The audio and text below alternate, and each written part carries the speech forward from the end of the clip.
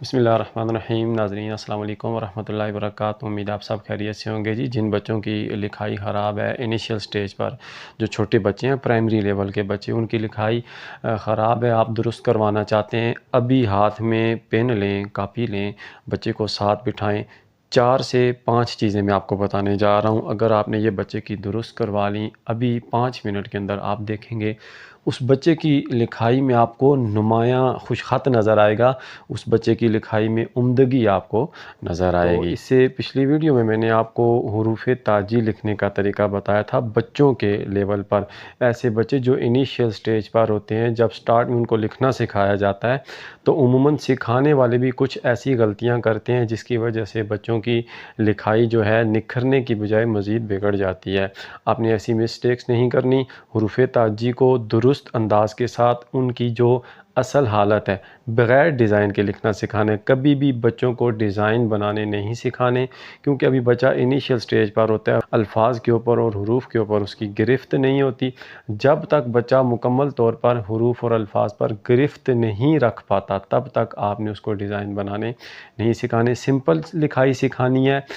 हुरूफ़ ताजी सिखाने के बाद आज जो मैं 3 से 4 चीज़ें आपको बताऊंगा, ये अगर आपने बच्चों की दुरुस्त करवा ली तो इंशाल्लाह बच्चे की लिखाई बहुत बेहतर होती हुई आपको नज़र आएगी और बच्चा लिखा हुआ बड़ी आसानी के साथ ख़ुद भी पढ़ सकेगा, आप भी पढ़ सकेंगे। आपके जहन में ख़त्ताती के हवाले से, हैंड राइटिंग के हवाले से कोई सवाल हो, आप कमेंट में अपना सवाल पूछें, आपके सवाल का जवाब भी मैं दूंगा। आपको एक बच्चे की राइटिंग लिखी हुई नज़र आ रही होगी, इसके अंदर से मैं आपको आज गलतियां निकालने का तरीका और इस राइटिंग को ठीक कैसे किया जा सकता है, सिर्फ 2 से 3 पॉइंट हैं। बेसिकली हमारे यहाँ जो लफ्ज़ यूज़ किया जाता है राइटिंग को देख के कहते हैं लिखाई को जी बहुत गंदी लिखाई है जी, ये नहीं ठीक हो सकता, लेकिन ऐसा नहीं है। ये लिखाई जो लिखी हुई है बच्चे ने, ये बहुत बुरी लिखाई नहीं है, बल्कि इस लिखाई के अंदर सिर्फ 2 से 3 पॉइंट अगर आप उठा लें, उनको दुरुस्त कर लें, तो आप इस बच्चे की राइटिंग को बहुत अच्छी तरह निखार सकते हैं। अमूमन बच्चे जो लिखते हैं इसी तरह के इसके करीब तरीन ही लिखाइयाँ होती हैं। मैं आपको इसके अंदर से गलती निकालने का तरीका बताता हूँ। इस तरह आपके बच्चे भी हो सकता है यही गलती कर रहे हों, आपने अच्छे से नोट कर रहे हैं और उसको ठीक करने का तरीका भी आज मैं आपको बताऊँगा। तो नाज़रीन मैं आगाज़ करता हूँ जी। यहाँ पर गलती को सबसे पहले गलती ट्रेस करनी है। हमने गलती को पकड़ना है, देखना है कि इसके अंदर क्या गलती है। तो यहाँ पर इस बच्चे ने 2 से 3 गलतियाँ की हैं। एक गलती जो है, ये अलिफ जो लिखा हुआ है इसको आप देखें, बच्चे ने टेढ़ा किया है, ये एक गलती है। इसी तरह अलिफ जहाँ पर भी लिख रहा है ये टेढ़ा कर रहा है, मतलब इसने अलिफ को 90 के एंगल पर नहीं लिखा। पे अलिफ पा में लिखता हूँ, देखें इस बच्चे को यूँ लिखना चाहिए थे, 90 के एंगल पर सिंपल लिखाई में लिखना चाहिए था। इसने डिज़ाइन बना के अलिफ को ख़राब कर दिया। अब आपने इसके अंदर अलिफ वाले जितने भी अल्फाज हैं जिनके साथ अलिफ आ रहा है या अलिफ जैसी शेप आ रही हैं, वो आप देखेंगे ये बच्चा टेढ़ा लिख रहा है ऊपर से। ये अमूमन बच्चे डिज़ाइन बनाते हैं, ठीक है जी। ये अलिफ यहाँ पर देख लें, यहाँ पर देख लें, ये अलिफ देख लें, ये जहाँ पर भी अलिफ डाल रहा है ये बच्चा टेढ़ा डाल रहा है। ये इसकी पहली गलती है। मतलब जिन हुरूफ को ऊपर की जानिब लेके जाना था अलिफ है, इसी तरह ये नून है, ठीक है जी। यहाँ से इसने इसको बेंड अंदर की जानिब करना था, बाहर की जानिब कर दिया है। लाम होता अगर ये लिखता, लाम को भी इसने टेढ़ा लिखना था। मतलब जो हुरूफ 90 के एंगल पर लिखे जाते हैं, इसने 90 के एंगल पर उनको नहीं लिखा, ये इसकी पहली गलती है। दूसरी गलती इस बच्चे की है, इसने अक्सर अल्फाज के दरमियान में डिस्टेंस नहीं रखा। ये यहाँ पर इसको डिस्टेंस चाहिए था। इस मेरा इलादा लफ्ज़ है और मुल्क इलादा लफ्ज़ है और काफ को आपस में यहाँ पर इसने जोड़ा, ये अलिफ को इसके साथ इसने जोड़ा। ये आप देखेंगे बहुत अहम, सबसे ज़्यादा दोहराई जाने वाली गलती ये है, इसने हुरूफ और अल्फाज के दरमियान में मुनासिब डिस्टेंस नहीं रखा। ये देखें ये अलिफ इसने टेढ़ा लिखा हुआ है। ये आप देखेंगे अक्सर मकामात पर ये बच्चा हुरूफ को और अल्फाज को आपस में टच कर रहा है, जोड़ रहा है, जिसकी वजह से हुरूफ जो हैं वो निखर नहीं रहे। तीसरी एक बहुत अहम गलती बच्चे करते हैं, इस बच्चे ने वो गलती नहीं की, बहुत कम मकाम पे की है। कहाँ पर की है को लाइन से उठा दिया है। مطلب کچھ حروف کو لائن سے اٹھا دیتے ہیں، کچھ کو لائن سے نیچے لے آتے ہیں۔ یہ دیکھیں نون کو لائن سے اوپر لے گیا، تے کو لائن سے اوپر لے گیا، ٹھیک ہے جی، یہ لائن سے اوپر، کچھ حروف لائن سے اوپر ہیں اور کچھ جو ہیں بچے لائن سے نیچے لے آتے ہیں۔ لائن سے نیچے والے اس جملے کے اندر آپ کو الفاظ مجھے تو نہیں نظر آ رہے، لیکن جن بچوں کی لکھائی اچھی نہیں ہوتی وہ بچے بہت زیادہ غلطی جو دہراتے ہیں وہ یہ ہے کہ کچھ الفاظ کو لائن سے اوپر لے جاتے ہیں، کچھ کو لائن سے نیچے جو ہے لے جاتے ہیں، جس کی وجہ سے وہ الفاظ بہت زیادہ جو ہے ان کی شیپ بگڑ جاتی ہے۔ جی ناظرین، آج آپ کو میں نے غلطی پکڑنے کا طریقہ بتایا، 3 غلطیاں بیسک بچے نے کی۔ اگر آپ یہ 3 غلطیاں بچے کی درست کروا دیں تو اس بچے کی لکھائی بہت زیادہ جو ہے نکھر جائے۔ اس کے علاوہ ایک غلطی اور ہے، وہ کیا ہے جی، اس جملے کے اندر جو حروف تہجی مطلب حروف جڑ کے جو الفاظ بنے ہوئے ہیں، مثال کے طور پہ یہ سین ہے، سین کے کنگرے بہت بڑے بڑے اس کے اندر لکھے ہوئے ہیں۔ یہ پچھلی ویڈیو اگر آپ نے توجہ کے ساتھ سنی ہے، دیکھی ہے، تو اس ویڈیو کے اندر میں نے آپ کو یہ ساری چیزیں درست کرنے کا طریقہ بتا دیا ہے۔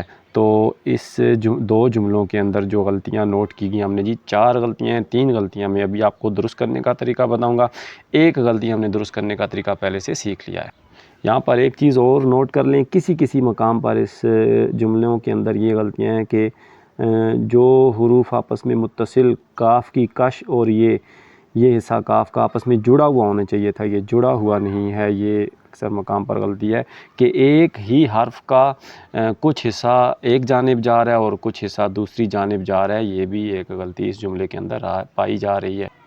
یہ تو تھا غلطی پکڑنے کا طریقہ، اب اس کو درست کیسے کروایا جائے۔ یہ دیکھیں میں یہاں پر اس کو دوبارہ لکھتا ہوں جی، پاکستان۔ آپ نے بچے کو یوں لکھ کے دینا ہے، چھوٹے چھوٹے کنگرے بنا کے بتانا ہے، یہ الف کو سیدھا، اور بچہ جب اس کے نیچے دوبارہ لکھے گا اور اس کو دوبارہ آپ نے بڑی غور سے چیک کرنا ہے کہ یہ جو حروف سٹریٹ ہونے چاہیے تھے 90 کے اینگل پر، آیا کہ وہ 90 کے اینگل پر موجود ہیں یا نہیں ہیں، اور حرف کا آدھا حصہ آدھے دوسرے حصے سے جو ہے جدا تو نہیں ہے، علیحدہ تو نہیں ہے۔ یہ دیکھیں کاف کی کش کو اس کے ساتھ جوڑ دیا ہم نے۔